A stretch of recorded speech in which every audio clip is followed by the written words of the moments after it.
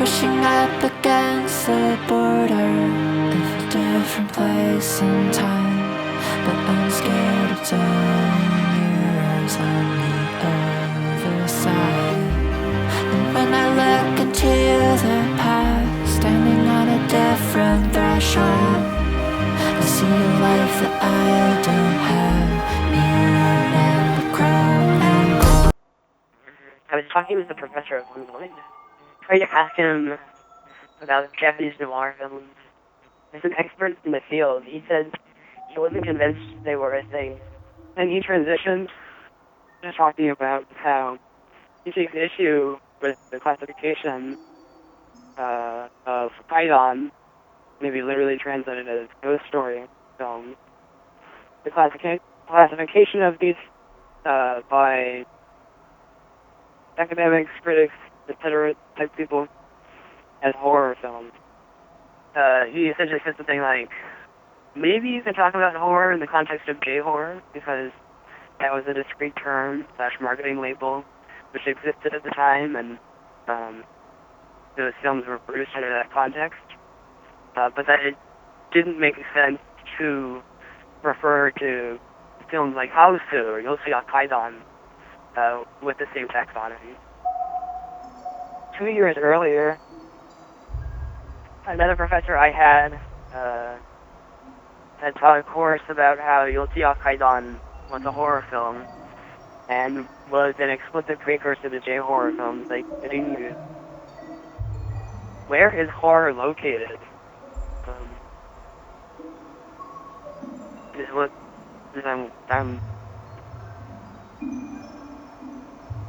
where's horror located?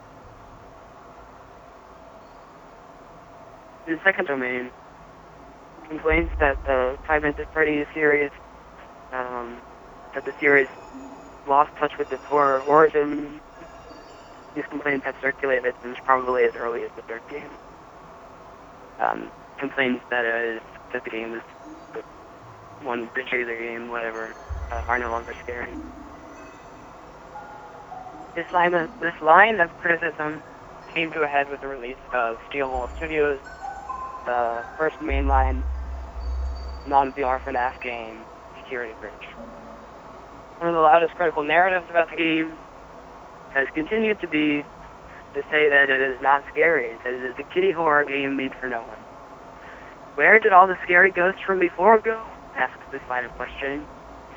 This is just a watered-down, blasé, nothing burger of a game. What's more, even if it were scary, that'd be hard to even evaluate, since the game has since launch been so buggy and poorly optimized that many people cannot and haven't been able to play it. What is the essence of fear? To be clear, I'm asking several perhaps distinct questions. Horror need not inherently evoke fear, and fear need not inherently be bundled with horror. It simply means that with Kaidan films, you have films that people find scary, but which some contest as being categorizable as horror films. And with Five Nights at Freddy's Security Breach, you have a game that is categorically horror, but which people find not scary. I have a sense as to what some of the answers to these questions may be. As I gaze out in front of me, my eyes can't but blur before the swimming visions of tangled wires and fleshy vines. Fields of discordance and intervention of neoliberal and marketing terms and demands for categorization. There is maybe also a question about if fear and scariness are the same thing. Fear is located in a subject, while scariness is located in an object, I propose. Does fear inherently generate a scary object? Does a scary object inherently generate a fearful subject? One answer to the question of horror is to say that horror is an aesthetic categorization. Horror refers to works that draw from or are otherwise informed by Christian traditions, for example, anxieties about demonic forces, and the many iterations that these have held throughout the years.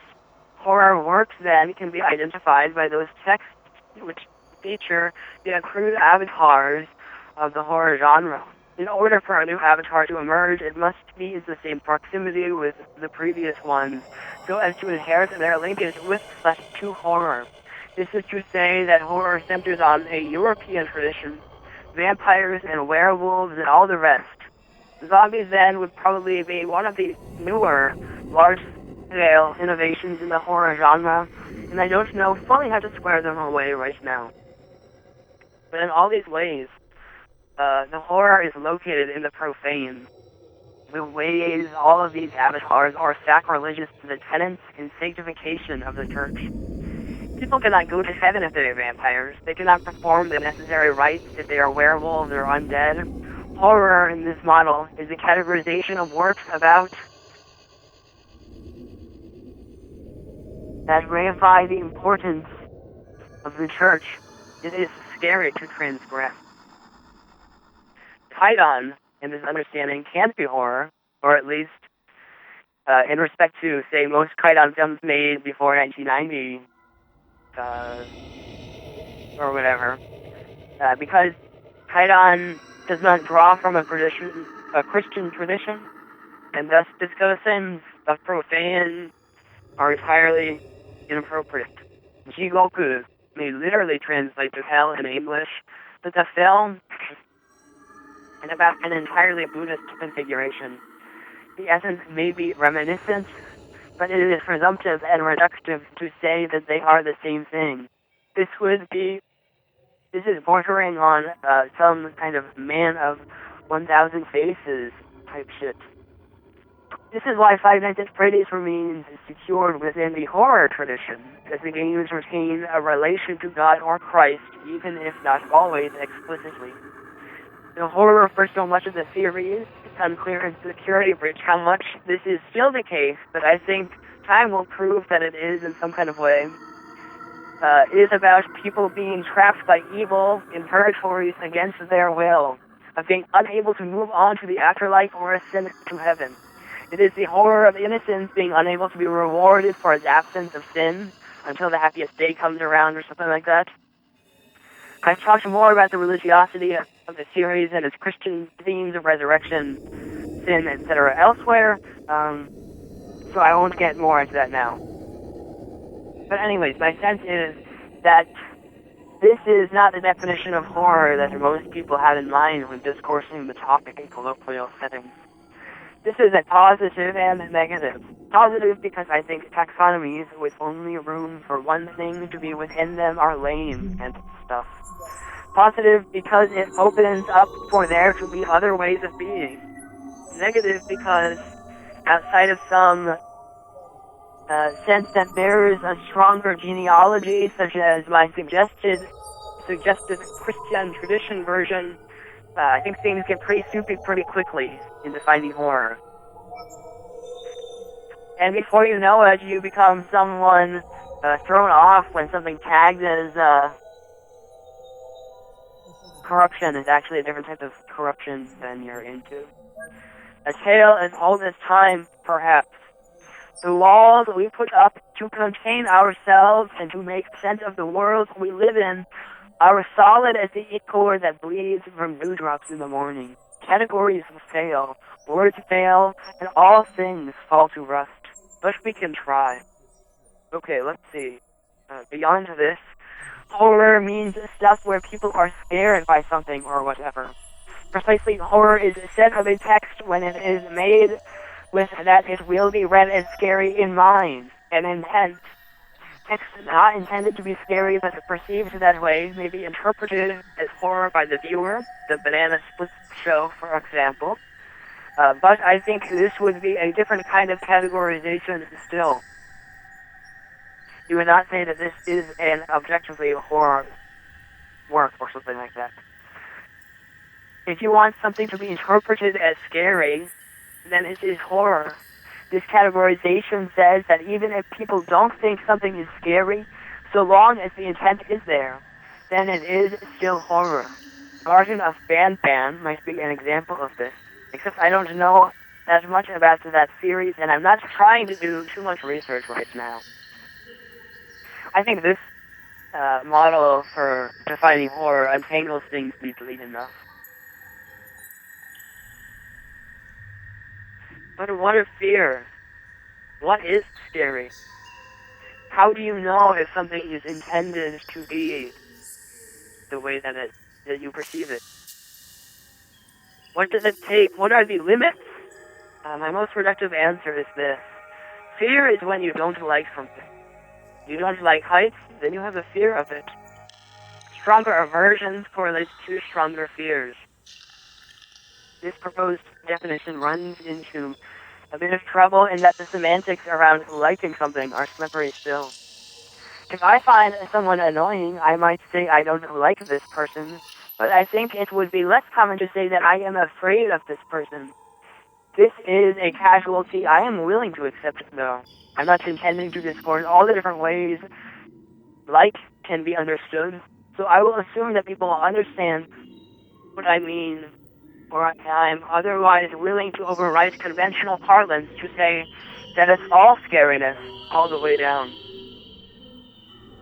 Which brings me to this. Horror in these terms is about hate. It is not incidental, I think, that horror is a genre that has historically demonized marginalized groups, trans women, disabled people, non-white people, etc.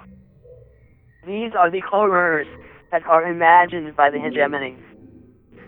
What is necessary to clarify in this point is that the fact of a text being a work of horror does not automatically mean that its creator is afraid of that which is depicted as scary in the text. Tobe Hooper does not inherently hate white trash people when he places them as scary cannibals in Texas Chainsaw Massacre. Horror text only play on that this is something that is hated, and the horror becomes a mechanism to wrest out that hate. That being said, there certainly are times when an artist places certain types of people as the sources of scariness in a text because the author or artist hates or dislikes that group. H.P. Lovecraft demonstrates his bigotry in portraying black people as scary, for example, but Lovecraft portrays other things as scary too. Lovecraft might hate the unknowableness of the universe, but I think it's more likely the case that he dislikes it, or at least has a feeling about it that's different from his feeling about marginalized and racialized groups. Hate and dislike slosh as an Ouroboros, pouring back and forth into each other's cups, and together they overflow to form the terrible ocean that is horror. Returning to the inciting incidents, Security Breach is a horror game, both because of its Christian tradition and because it was intended to be scary. Maybe it didn't succeed. Ellipses. In its failures, though, Security Breach helps clarify the utility of my provision about horror coming from intentionality. Even though people en masse reacted to the game with disdain and hatred, etc., because these reactions were not intended, I don't think, to be generated by Steelwool Studios, the game is not said to be a horror game because of them.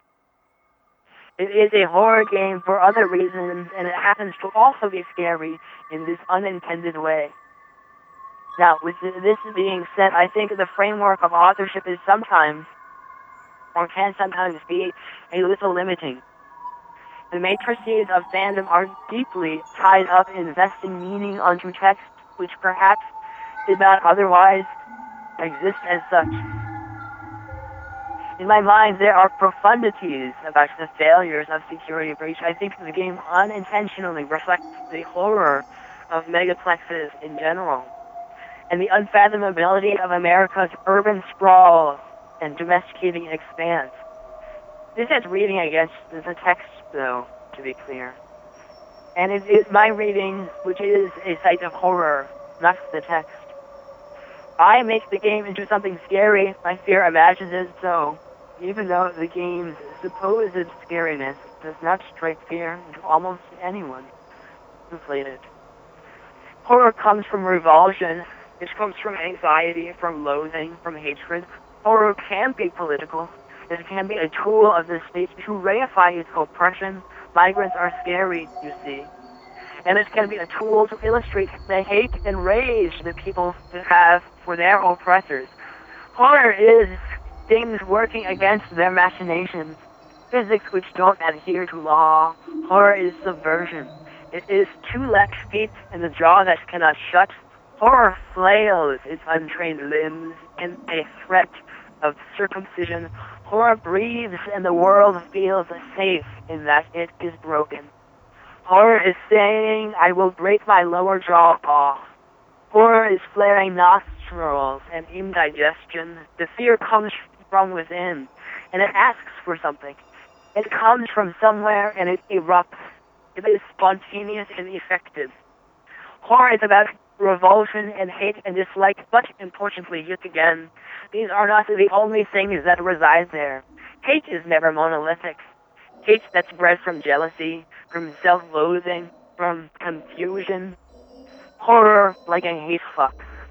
But horror always has that element of hate or hate's permutations. Think about gore. Why are guts horror? People hate to see their insides on the outside, what they're made of, or whatever other theories derive. The effect is probably the same. There are causes, and there are effects, but we cannot know which intertwine with which precisely.